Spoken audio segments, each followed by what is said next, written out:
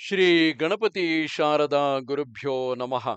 ಯತ್ರ ಯೋಗೇಶ್ವರ ಕೃಷ್ಣೋ ಯತ್ರ ಪಾರ್ಥೋ ಧನುರ್ಧರಃ ತತ್ರ ಶ್ರೀ ವಿಜಯ ಭೂತಿರ್ಧ್ರುವ ನೀತಿರ್ಮತಿರ್ಮಮ. ಶ್ರೋತೃಗಳಿಗೆ ಶ್ರೀ ಅಳಸಿಂಗರಾಚಾರ್ಯ ವಿರಚಿತ ಶ್ರೀ ವ್ಯಾಸ ಮಹರ್ಷಿ ಪ್ರಣೀತ ಶ್ರೀಮನ್ ಮಹಾಭಾರತದ ಶಾಂತಿ ಪರ್ವದಲ್ಲಿ ಹಿಂದಿನ ಅಧ್ಯಾಯಗಳಿಂದ ಮುಂದುವರಿದ ವ್ಯಾಸ ಶುಕ ಸಂವಾದದಲ್ಲಿ ಜ್ಞಾನವೇ ಮೋಕ್ಷ ಸಾಧನವೆಂಬುದನ್ನು ನಿರೂಪಿಸಿದುದು ಎಂಬ 242ನೆಯ ಅಧ್ಯಾಯಕ್ಕೆ ಸ್ವಾಗತ. ವತ್ಸ, ಮನುಷ್ಯನ ಮನಸ್ಸೇ ಅವನನ್ನು ಆ ಕಾಲ ನದಿಯಲ್ಲಿ ಮುಳುಗಿಸುವುದಕ್ಕೂ ಅವನನ್ನು ತೇಲಿಸುವುದಕ್ಕೂ ಕಾರಣವಾದುದು. ಅವನನ್ನು ಆ ನದಿಯಿಂದ ಉದ್ಧರಿಸಿ ಕರೆ ಏರಿಸುವುದಕ್ಕೆ ಜ್ಞಾನವೇ ತೆಪ್ಪವೆನಿಸಿದೆ. ಸಂಸಾರದ ಮತ್ತು ಆತ್ಮತತ್ವದ ಸಿದ್ಧಾಂತವನ್ನು ತಿಳಿದವರು ಮೂಢನನ್ನು ಕೂಡ ಜ್ಞಾನವೆಂಬ ತೆಪ್ಪದಿಂದ ಕರೆಯೇರಿಸಬಲ್ಲರು, ಅಂದರೆ ದಡವನ್ನು ಸೇರಿಸಬಲ್ಲರು. ಮೂಢರಾದರೂ ತಮ್ಮನ್ನಾಗಲಿ ಇತರರನ್ನಾಗಲಿ ಆ ಮಹಾನದಿಯಿಂದ ಉದ್ಧರಿಸಲಾರರು. ಕಾಮಾದಿ ದೋಷಗಳನ್ನು ನಿಗ್ರಹಿಸಿ ಸಂಘಗಳನ್ನು ನೀಗಿದವನು ಯೋಗ ಸಾಧನೆಗೆ ಪ್ರಯತ್ನಿಸಿ ಆ ಯೋಗಕ್ಕೆ ಬೇಕಾದ ದೇಶ, ಕರ್ಮ, ಅನುರಾಗ, ದ್ರವ್ಯ, ಉಪಾಯ, ಅಪಾಯ, ನಿಶ್ಚಯ, ನೇತ್ರಾದಿ ಇಂದ್ರಿಯಗಳು, ಆಹಾರ, ಸಂಹಾರ, ಮನಸ್ಸು, ದರ್ಶನಗಳೆಂಬ 12 ತಿಳಿಯಬೇಕು. ಉತ್ತಮ ಜ್ಞಾನವನ್ನು ಪಡೆಯಲು ಅಪೇಕ್ಷಿಸುವವನು ಬುದ್ಧಿಯಿಂದ ವಾಕ್ಕನ್ನು ಮನಸ್ಸನ್ನು ನಿಯಮಿಸಿಡಬೇಕು. ಶಾಂತಿಯನ್ನು ಕೋರುವವನು ಜ್ಞಾನದಿಂದ ಆತ್ಮವನ್ನು ನಿಗ್ರಹಿಸಬೇಕು.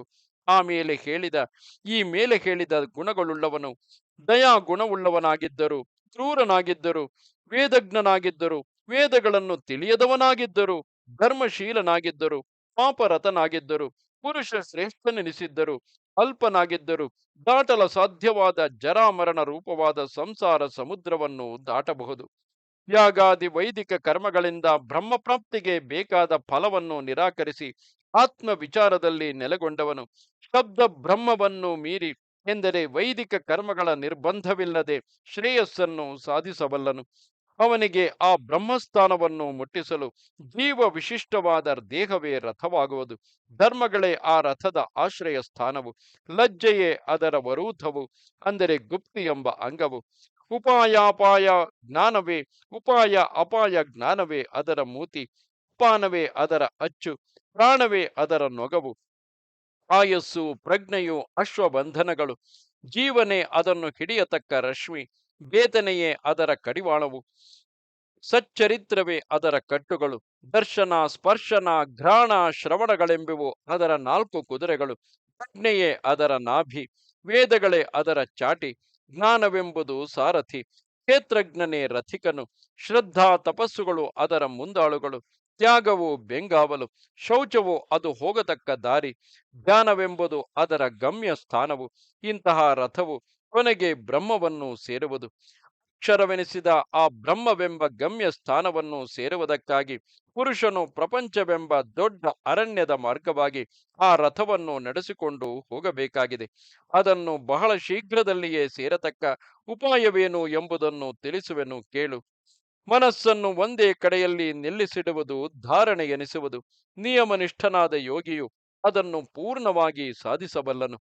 ಬಾಹ್ಯಾಭ್ಯಂತರ ವಿಷಯಗಳನ್ನು ಕುರಿತ ಬೇರೆ 7 ಬಗೆಯ ಧಾರಣೆಗಳುಂಟು, ಆದರೆ ಅವು ಕಾಲ ತಾಮಸದಿಂದ ಸಾಧಿಸಲ್ಪಡತಕ್ಕವುಗಳು. ಯೋಗಿಯಾದವನು ಈ ಧಾರಣೆಯ ಮೂಲಕವಾಗಿ ಪೃಥ್ವಿ, ಅಪ್ಪು, ತೇಜಸ್ಸು, ವಾಯು, ಆಕಾಶವೆಂಬ ಪಂಚಭೂತಗಳು, ಮನಸ್ಸು, ಬುದ್ಧಿ, ಈ 7ರ ಮೇಲೆ ಕ್ರಮವಾಗಿ ತನ್ನ ಪ್ರಭುತ್ವವನ್ನು ಸಾಧಿಸುತ್ತಾ ಅವ್ಯಕ್ತವನ್ನು ತನ್ನ ಅಧೀನ ಮಾಡಿಕೊಳ್ಳುವನು. ಯುಕ್ತಿಯಿಂದ ಯೋಗವನ್ನು ಅಭ್ಯಸಿಸತಕ್ಕವನಿಗೆ ಉಂಟಾಗುವ ಅನುಭವ ಕ್ರಮವನ್ನು, ಹಾಗೆಯೇ ಆ ಯೋಗದಲ್ಲಿ ಇದ್ದುಕೊಂಡು ತನ್ನ ಶರೀರದೊಳಗಿನ ತತ್ವವನ್ನು ತಿಳಿಯುವ ಯೋಗಿಯ ಸಿದ್ಧಿಯನ್ನು ನಿನಗೆ ತಿಳಿಸುವೆನು ಕೇಳು. ಆತ್ಮಕ್ಕಿರುವ ರೂಪವು ಸೂಕ್ಷ್ಮವಾದುದರಿಂದ ಯೋಗಾಭ್ಯಾಸ ಬಲದ ಮೇಲೆ ಸ್ಥೂಲ ಶರೀರದಿಂದ ಬಿಡಲ್ಪಟ್ಟ ಯೋಗಿಯೇ ಅದನ್ನು ಕಂಡುಕೊಳ್ಳಬಲ್ಲನು. ಹೊಗೆಯಂತಿರುವ ಮಂಜು ಆಕಾಶದಲ್ಲೆಲ್ಲ ಹೇಗೆ ವ್ಯಾಪಿಸುವುದೋ ಹಾಗೆಯೇ ಸ್ಥೂಲ ಶರೀರದಿಂದ ಬಿಡಲ್ಪಟ್ಟ ಯೋಗಿಗೆ ಮೊದಲು ಅವನ ದೇಹದ ಪಾರ್ಥಿವಾಂಶದ ರೂಪವು ಲೋಕವನ್ನೆಲ್ಲ ವ್ಯಾಪಿಸಿದಂತೆ ಕಾಣುವುದು. ಹೊಗೆಯಂತಿರುವ ಆ ರೂಪವು ಮರೆಸಿ ಹೋಗಿ 2ನೆಯ ರೂಪವು ಕಾಣಿಸುವುದು. ಆಗ ಆ ಯೋಗಿಗೆ ಆಕಾಶದಲ್ಲಿ ತುಂಬಿದ ಜಲರೂಪದಂತೆ ತನ್ನೊಳಗಿನ ಹೃದಯಾಕಾಶದಲ್ಲಿ ಬರೀ ಜಲರೂಪವು ಕಾಣಿಸುವುದು. ಆ ಜಲಾಂಶವು ಅದೃಶ್ಯವಾದ ಮೇಲೆ ಬರೀ ತೇಜೋ ರೂಪವು ಕಂಡು ಅದು ಆಮೇಲೆ ಮರೆಸಿ ಹೋಗುವುದು.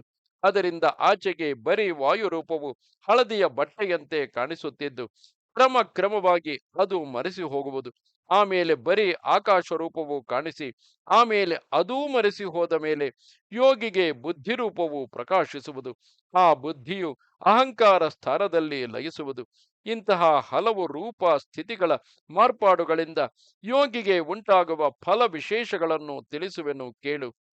ಪೃಥ್ವಿ ಭೂತವನ್ನು ಜಯಿಸಿದ ಯೋಗಿಗೆ ಆ ಪ್ರಭುತ್ವದಿಂದ ಸೃಷ್ಟಿ ಸಾಮರ್ಥ್ಯವೇರ್ಪಟ್ಟು ಅದರಿಂದ ಅವನು ಎರಡನೆಯ ಬ್ರಹ್ಮನಂತೆ ನಿಶ್ಚಲನಾಗಿ ದೇಹದಿಂದಲೇ ಪ್ರಜೆಗಳನ್ನು ಸೃಷ್ಟಿಸಬಲ್ಲ ಸಾಮರ್ಥ್ಯವನ್ನು ಹೊಂದುವನು.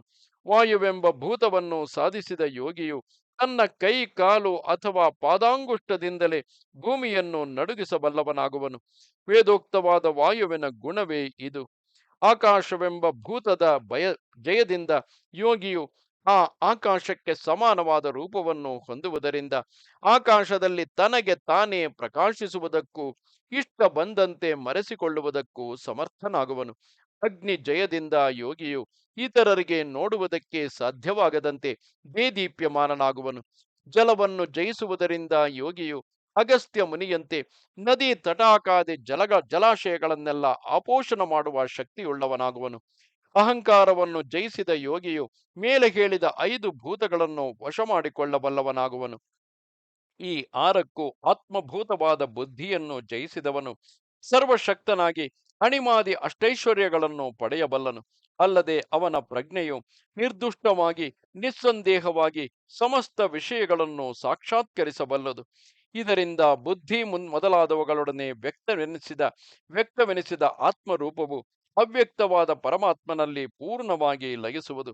ಆಗ ಅವನಿಗೆ ಆತ್ಮವೆಂಬುದು ವ್ಯಕ್ತವೆಂದು ಕರೆಯಲ್ಪಡುವ ಈ ಜಗತ್ತಿಗೆ ಅವ್ಯಕ್ತವಾದ ಯಾವ ಬ್ರಹ್ಮವು ಕಾರಣವೆನಿಸಿರುವುದೋ ಆ ಬ್ರಹ್ಮರೂಪದಿಂದಲೇ ತೋರುವುದು.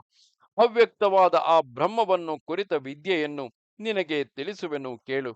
ಇದಕ್ಕೆ ಮೊದಲು ವ್ಯಕ್ತವನ್ನು ಕುರಿತು ಸಾಂಖ್ಯ ದರ್ಶನದಲ್ಲಿ ಹೇಳಿದುದನ್ನು ನಿನಗೆ ವಿವರಿಸುವೆನು.